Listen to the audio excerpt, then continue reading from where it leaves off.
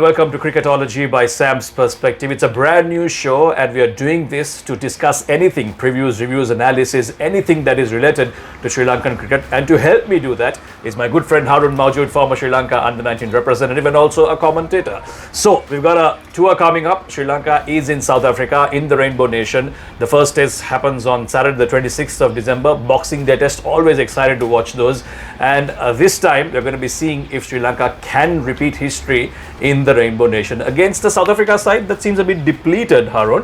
But how are you looking forward to a test where you don't have the quality bowlers like Rabada and them, but we still will see some quality competitive cricket? Yeah, exactly. I'm really excited to see Sri Lanka back in the whites, to see them playing test cricket. Yeah, you may kind of question the form that they are in because not having played a lot of test cricket for nearly a year now. And the main thing is, yeah, it may look a second string South African side, but you never know who is in form at this moment. True. We have the likes of Ngidi, Norje, who will actually come in, who have had great IPL seasons, and they can be a real potent force in those bouncy seaming wickets. And they do have their best batsmen still. Faf du Plessis, Quinton de Kock is available, so it's not like they are depleted in that way. Okay, they're not getting the two grounds that we won last time. This time it's the first test is in Centurion. Okay. Other than that, I think one of the challenges that the Sri Lankans will face is our last test series was in January against Zimbabwe, which we won 1-0. And then there was the white ball tournament against the Windies, ODIs, T20s, then a massive break with zero international cricket for our guys. Then we had the LPL, the hustle and bustle of T20.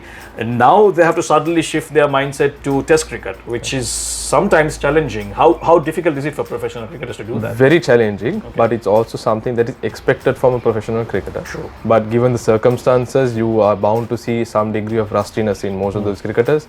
Approach will play a very key role. Mindset is going to play a very key role, especially if you look at the Sri Lankan setup. You have more of the batsmen, especially the batsmen who are aggressive by nature. You take the Pereiras, the Kusal Mendis, the Dikwellas. So they will have the real challenge of how to adapt.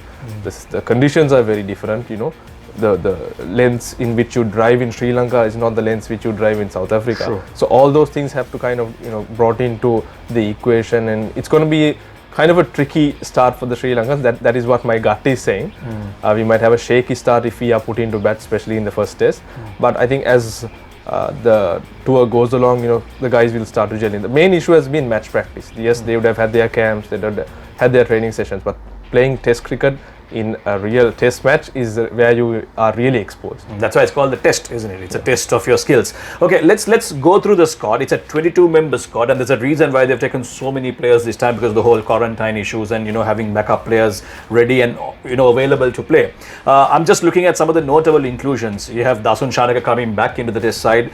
There might be a possible debut for guys like Santosh Gunatilaka, rewarded for his brilliant domestic performance. Wanindu Hasaranga, we've heard Mikiyata saying what a big fan of him he is. Minod Banuka gets a call. Dilshan Madhushankar, the left armour, and Asith Fernando. What do you make of these new inclusions in the test side? Very happy, to be honest. I'm really happy to see those who have done very well in the domestic circuit and in the under-19s, especially if you take Dilshan Madhushankar coming to the squad, them being given an opportunity, and that too in a foreign nation, where especially for the fast bowlers, it's going to really help them out. I hope if Sri Lanka has a decent outing in the first test, most of these guys who have gone on tour would get an opportunity there. So very happy with the selection, and yeah, there's not much of in terms of blemishes. I can't tell any notable exclusions. Yeah. Although there have been a few questions asked about the omission of someone like Lahiru Udara, highest run getter in the domestic season. His average is about 67 this time. He was there in the initial preliminary squad, but then they got rid of him. But then there's also been the inclusion of someone like Dikwella, which is again being questioned. They're saying, he hasn't performed that well in the recent domestic matches. How do you justify those two? I can understand Lahiru Udara, perhaps because he's a batsman, throwing him into the fire, on a South African pitch immediately might be a bit difficult for him to, make his name.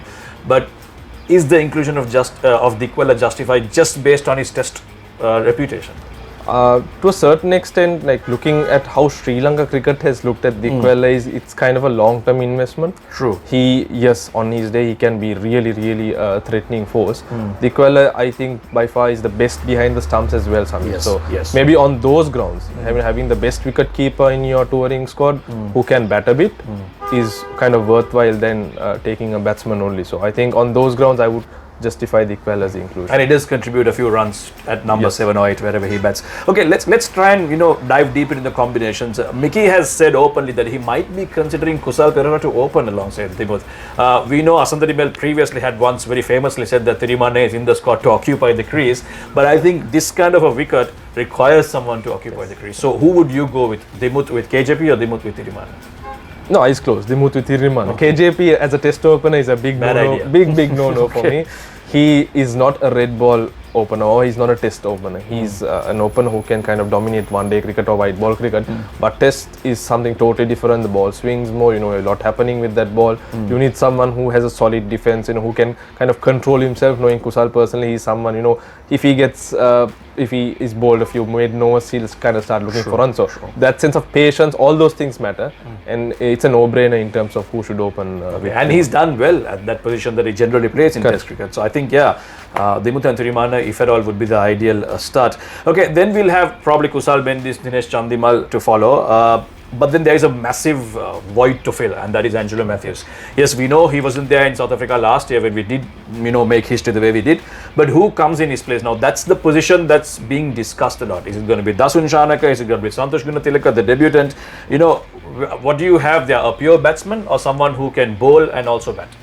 They might have someone who is an all-rounder. So my thinking is it will be Dasun Shanaka, Santosh or Dhananjaya. Okay. But by the looks of it, if you're taking both Kusal Janit Pereira and Niroshan Dikwella into that team to strengthen the batting, then the selection is going to be between those three that I just mentioned. Okay. It's either Santosh, Dasun or Dhananjaya. Okay. And looking who at do you think will get in? Because Dhananjaya for me is a much better batsman than the rest. Exactly. Especially in Test cricket. The biggest question is what the team wants. Like, what do they want to go? Do they want to have an extra spinning option, or would they have an extra seaming option? Because if Niroshan Dikwella and Kusal are playing, they might as well go with Dasun Shanaka or Santosh Gunatilaka.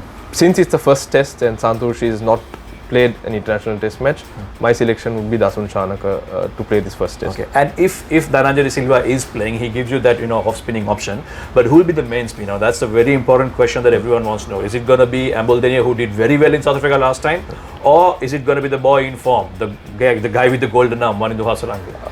Listening to some of the commentary that was mentioned, especially by Mickey Arthur, he has a lot of faith in Ambuldennia. And when you're playing Test cricket, you have to be very consistent and you have to be on the money. And Ambuldennia is someone as a left-arm spinner, he can kind of have that control, because come in a Test match, say a guy like Du Plessis or someone, or Leacock takes the attack to Hasaranga, Sri Lanka might not have that spinner who can come and kind of control the innings. True. So that will be a very crucial call. A left-arm spinner, it's always easy to come in, you have a stock ball, just keep it there. But a wrist spinner, especially in alien conditions, can cause a lot of problems to a spinner. And especially in those wickets where you don't get a lot of turn, it's not going to turn like the way it did in Hambantota. True. It's going to be much easier for batting. So on those grounds, I would say Lasith Ambuldennia would kind of, be ahead in terms of getting selected to that side. And I think Vania will, if at all, be a backup for the second test in case, Dhananjaya or Ambul didn't do too well in the first innings. Okay, so then let's get down to the bottom part, the seamers. Now, we've taken a lot of seamers. I think we've taken all our best fast bowlers that we have available. And good thing is all of them are fit. Yes. So we've got all of them on the tour. Who will be your 3 or 4 seamers that you're going to be starting with? I think Lakmal is a no-go. Yeah, it's a straightforward leader one of the pace for me. attack. It's Suranga Lakmal, Vishwa Fernando and Lahiru Kumara. Those are the 3 that I have that would start the first test. Okay.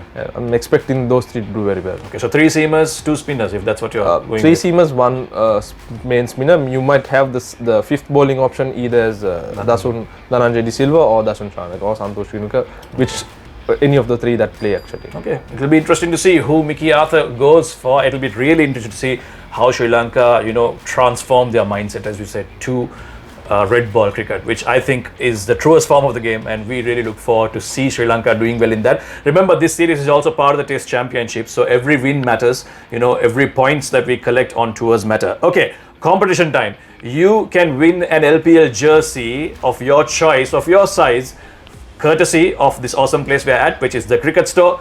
All you have to do is go to the YouTube link of this video and answer the following question. And the question for this week is, who will score the most number of runs for Sri Lanka, both innings combined, in the first test? All you have to do is just guess who do you think is in the best form, who do you think will score the most number of runs. Remember, this competition is only valid for YouTube, so go make your comment there and you will stand a chance to win an LPL jersey of your choice from the Cricket Store. Haroon, thank you very much. It's been a lovely chat. Thank you very much, Samir. It's been a pleasure. There you go. So that's Cricketology episode 1 on Sam's Perspective. We'll see you next week when we come back and review the first test, hopefully for a Sri Lankan win. Bye-bye.